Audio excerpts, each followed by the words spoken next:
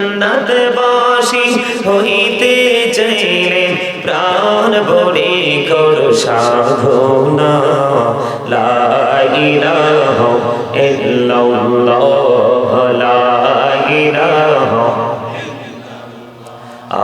লা ইলাহা ইল্লাল্লাহ লা ইলাহা লা ইল্লাল্লাহু মুহাম্মাদুর রাসূলুল্লাহ সাল্লাল্লাহু আলাইহি ওয়াসাল্লাম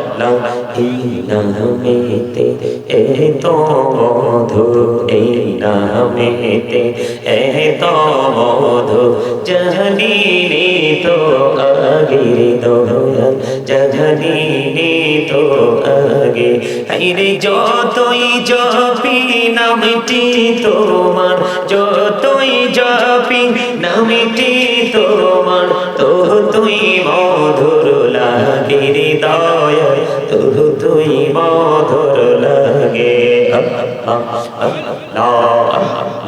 মহাপতে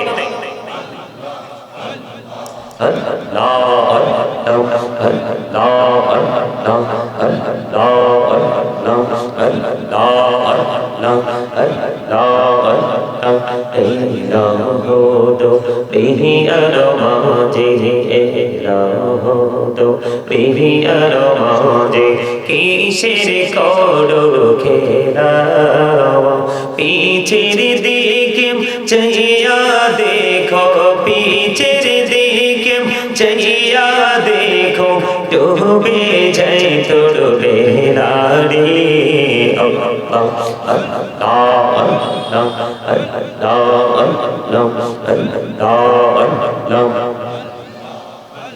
লা ইলাহা ইল্লাল্লাহ মুহাম্মাদুর রাসূলুল্লাহ সাল্লাল্লাহু আলাইহি ওয়াসাল্লাম। সকলে বলুন আলহামদুলিল্লাহ। উপস্থিত উলামায়ে কেরাম, আমন্ত্রিত অতিথিবৃন্দ, দাড়িপাকা আমার মুরব্বী বাবারা, যুবক ভাইয়েরা, পর্দার অন্তরালে রয়েছেন আমার মা ও বোনেরা, বিশেষ করে আজকে মোহনপুর পূর্বপাড়া পায়তুল আমার জামে মসজিদের উদ্যোগে ও কবরবাসীদের রূহের মাগফিরাত কামনায় বার্ষিক ওয়াজ ও দোয়ার মাহফিলের আয়োজন করা হয়েছে। আজকে যারা টাকা দিয়ে, পয়সা দিয়ে, অর্থ দিয়ে, বুদ্ধি দিয়ে, শ্রম দিয়ে, সার্বিক সহযোগিতার মাধ্যমে আজকে জান্নাতের বাগান সাজিয়েছেন, আপনাদের সকলের প্রতি আমার আন্তরিক সালাম। আসসালামু আলাইকুম ওয়া রাহমাতুল্লাহি ওয়া বারাকাতুহু। আচ্ছা, আপনাদের কি শারীরিক কোনো অসুস্থতা আছে? আপনারা যারা দর্শক সারিতে আছেন, আমার কাছে কেন জানি ম্যাক্সিমাম লোককে অসুস্থ মনে হচ্ছে। সুস্থ মানুষের বডি সুস্থ থাকলে তাকে সুস্থ বলে, নাকি তার বডির ভিতরে যে আসল মানুষটা থাকে ওই মানুষটা সুস্থ থাকলে তাকে সুস্থ বলে? কোনটা? ভেতরেরটা। You are great my dear brother, absolutely right answer. আলহামদুলিল্লাহ বলেন। এইরকম কনফিডেন্স যারা আছে তাদেরই সফলতা চারপাশে ঘোরাঘুরি করছে। এই কথা বলেন না কেন?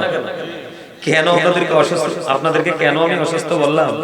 আপনাদেরকে একটু খারাপ লাগে না যে হুজুর তো আমাদের মাঝে মেহমান আসলেন, কিন্তু তিনি আমাদেরকে শুরুতেই অসুস্থ বলে ফেললেন? তার মানে আপনাদেরকে আমি কি করেছি?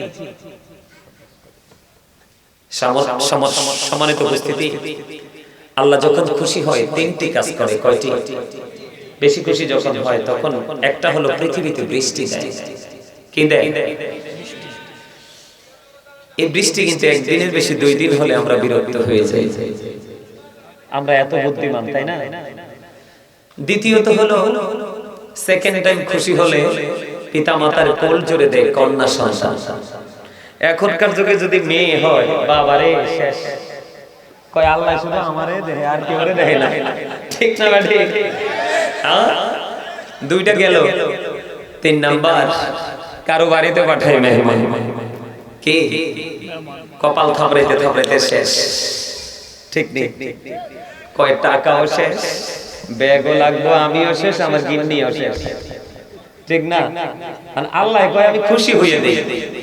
আমরা এতটাই হতভাগা বান্দা, 3টা আল্লাহর খুশির প্রতীক, আর আমাদের কাছে পৃথিবীতে আসতে হয় বিরক্তির প্রতীক। কথা কন না কেন? আরো জোরে। আপনাদের কাছে আজকে আমি কত ওয়াজ যে করা লাগবে আল্লাহই জানে, কারণ আপনাদেরকে অ্যাক্টিভ করতে না পারলে আমি আমার মূল ওয়াজে যাব না। প্রাসঙ্গিক কথাবার্তা শেষ করেই নেমে যাব। আপনাদের ফিলিংসটা কি আমি জানি না।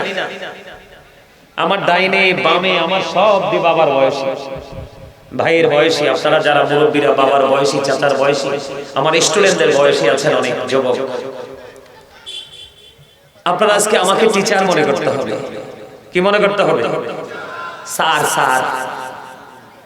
আর আমি আপনাদেরকে মনে করব আমার স্টুডেন্ট সবাই। আজকের জন্য আমি যতক্ষণ থাকবো, তাই না? এইরকম যদি আপনার মানসিকতা হবে টিচার, আমার মানসিকতা হবে আমার ছাত্র, তাহলেই আমরা আজকে এখান থেকে কিছু নিয়ে যেতে পারবো এবং আমিও কিছু দিয়ে যেতে পারবো। আপনারা কি পারবেন? স্যারের সামনে কি কথা বলা যায়? চুপ থাকা যায়? চুপ থাকা যায়? স্যার যখন বলে সাড়া দিতে হয় না? কথা বলেন না কেন? জাতীয় সঙ্গীত পড়েন নাই? স্যারে কত অ্যাসেম্বলিতে বাইরেছে, ঠিক না? কিদের তোর মুখ বন্ধ কর, তুই কি দেশদ্রোহী নাকি? আমরা যখন আমি কিন্তু আমার শিক্ষা জীবনের শুরু থেকে কণ্ঠ ভালো মিষ্টি ছিল, তো আপনার জাতীয় সঙ্গীত গাইতাম এবং আমাদের কেরাত যখন প্রয়োজন হতো কেরাত দিয়ে স্টার্ট করতাম। আমার শুরুটাই এমন ভাবে হয়েছে। যাই হোক, আমি সেদিকে যাচ্ছি না। তো স্যার যেটা ইনস্ট্রাকশন দিবে সেটাকে নিতে হবে। আপনাদের কাছে অ্যাকসেপ্টেবল হবে তো? হবে? কথা কয় না? এখানে কিন্তু আমি বড় লোক, আমার বাড়ি আছে, গাড়ি আছে, সোনা গয়না আছে, টাকা পয়সা আছে, এমন কোন ফিলিংস রাখা যাবে না। এই ফিলিংসটা থাকা মানে প্রাউড ফিল করা, তার মানে অহংকার করা। কি করা? আল্লাহ ডাজন্ট লাইক দ্য প্রাউড। আল্লাহ অহংকারীকে পছন্দ করেন না। স্টেট ফরওয়ার্ড ভাবে আল্লাহ রাব্বুল আলামিন বলে দিয়েছেন, কারণ আপনার সম্পদ এটা আপনার পার্সোনালিটি, আপনার উপার্জন সেটা আপনার পার্সোনালিটি। কথা বলেন না কেন? এগুলো তো আপনি কাউকে ভাগ দিবেন না। আবার আমাদের দেশের মানুষ আবার আপনার এখান থেকে ভাগ নিতে বসেও নেই।